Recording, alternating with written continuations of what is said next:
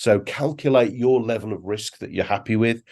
If you're going to get a bank loan, are you happy that you're going to put your house up as security and might lose the house if the business fails? If you're not comfortable with that risk, just don't do it. Find another way. Hello and welcome to another episode of The Gift Show.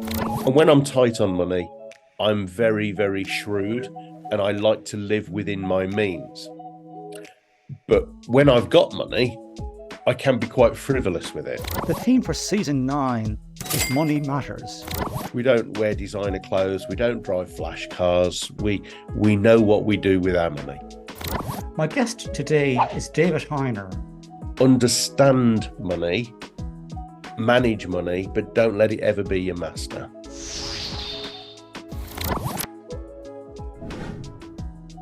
David, you've been in business for many years, both as a professional speaker and before that, you had a catering business, doing school meals, I believe. How have you managed to make money and make profits in your business over the years? I'm not a fine detail person, John. So when it comes to money, I've always said that if I'm going to work hard, it must reap me a reward. So whether it be in my catering business, which was catering for corporate events, weddings, offices, boardrooms, or whether it's not myself as a professional speaker and trainer, I would say the one thing I've been very diligent on is before I launch a service or give a quote, I will in my head do a costing of what is this costing me to do. And then I always put this is what I look to put on top of my costs as gross profit. And I've got an idea ballpark each year as to what my overheads are, so I know what my net profit will be. So the most important thing that I would say to people is don't just guess at fees and costs. Just have a figure in your head. These are my costs. These are my overheads. This is how much profit I want from this venture or this deal, and stick to it. And if someone says we can't afford that, I ask people to bear in mind that every time we say, okay, I'll give you a discount, it's only coming off your profit because your costs are going to be the same and your overheads are going to be the same. So we're giving away the shop freely. So know your costs, know your overheads, and know how much profit you want to make out of an event. You're in your mid-50s now, Dave. At any stage in your life, did you ever say to yourself, I've thrown money away here very badly and made a foolish investment or spent money foolishly? Yes. I'm ashamed to admit it, but yes, I have. I can be quite spontaneous. When we all go through seasons in our life where we've got a bit of money, then we're tight on money, then we've got a bit of money, then we're tight on money. And when I'm tight on money, I'm very, very shrewd and I like to live within my means. But when I've got money, I can be quite frivolous with it. And I will invest with it, but I will invest in things that sometimes are quite spontaneous. And they're normally to do with my own development. So when things are tight, I might not invest in myself. But when I've got money, I might spend quite a few £1,000s developing myself, which sometimes has paid off and sometimes hasn't. What advice do you have for people who are struggling with the cost of living crisis? Okay, I'll caveat this, John, by saying it's not my intent to patronize anybody here because everybody listening to this will have different personal situations. There'll be someone who'll say I'm tight on money who are actually reasonably well off. And there'll be some people who say I'm tight on money who would genuinely struggle to buy heat, light, and the shopping each week. And so I don't wish to make anybody feel awkward or insecure here. But what I do and what works for me is that if people are struggling in these very difficult times at the moment, is be brutal with yourself on living within your means. Don't overspend. I've met people who would sooner pay their mobile phone or their Sky subscription than heat their flat or buy shopping for the kids. And to me, that is crazy maths. I would always say, write a list of the priorities and do the priorities first. If you've got a landline phone, you don't need a mobile phone.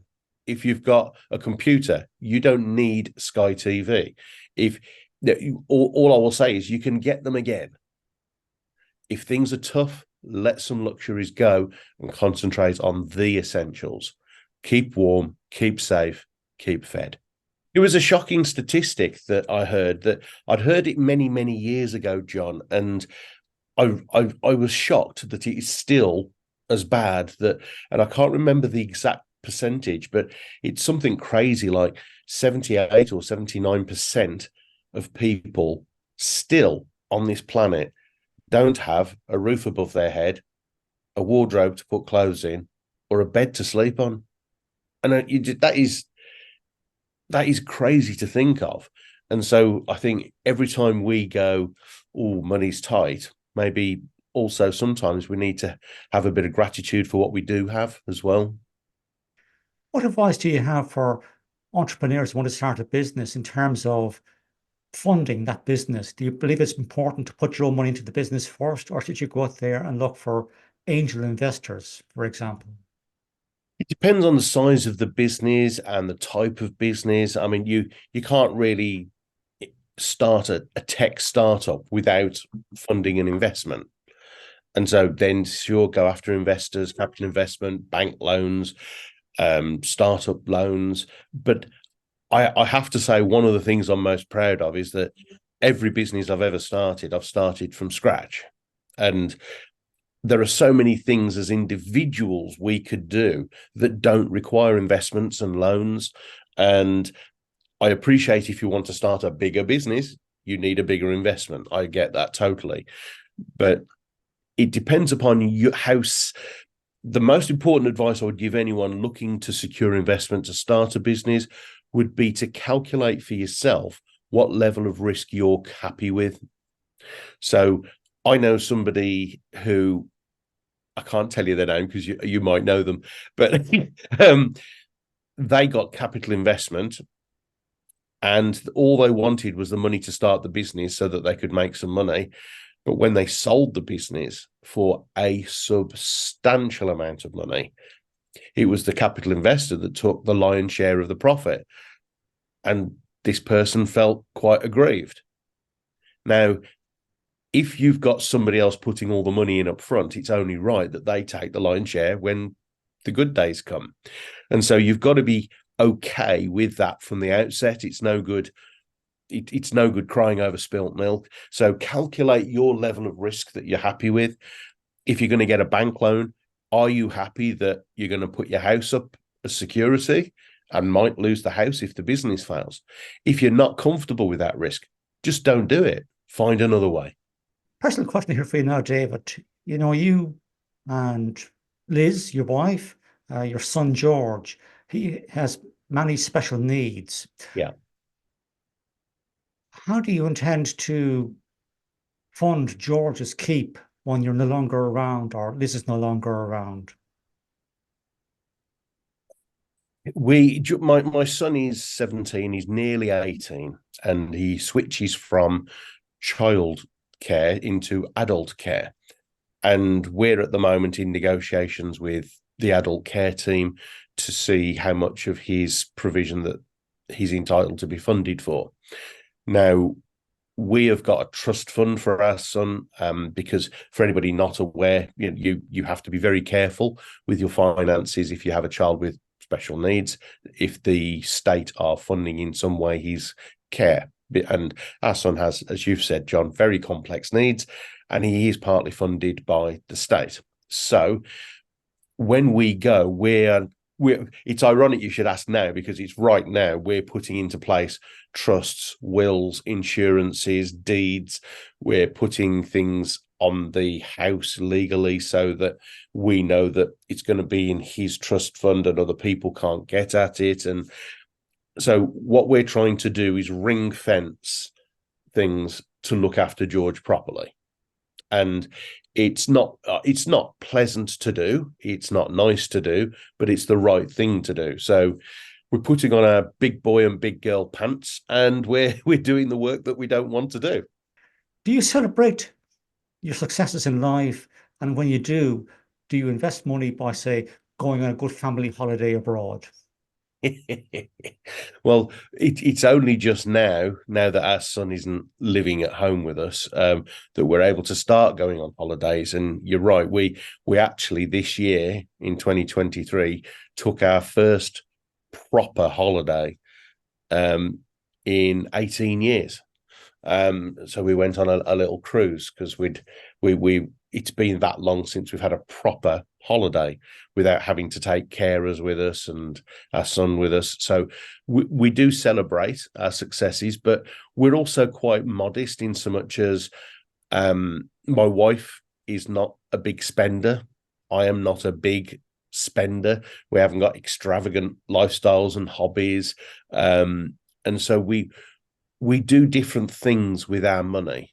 And I mean, I won't tell you exactly what we do, but we like to make a difference with our money, and we do something that we call Secret Santa, and we'll do the occasional thing for other people without them knowing that it's from us, who are less fortunate, and we'll try and make a difference in people's lives where we can.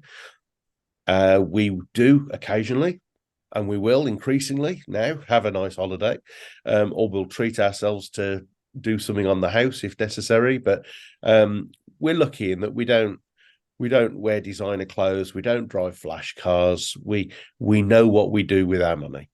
Which is more important to you, to achieve a massive goal or money? Oh, massive goal. And thank you for asking that question, because when I first started as a speaker, I it didn't take me long to realize that I was doing it for approval and acceptance. And as soon as I switched it to service, to try and make an impact and a difference, my whole world, personally and professionally, changed, John.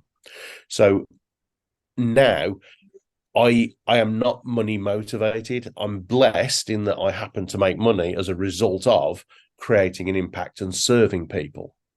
And I would always urge people to not chase the money, but chase the impact. Because if you're making an impact, you're going to make money. Don't let money be your master, but master your money. So it's a bit of a cliche, to make sure you've got more money left at the end of the month than month left at the end of the money.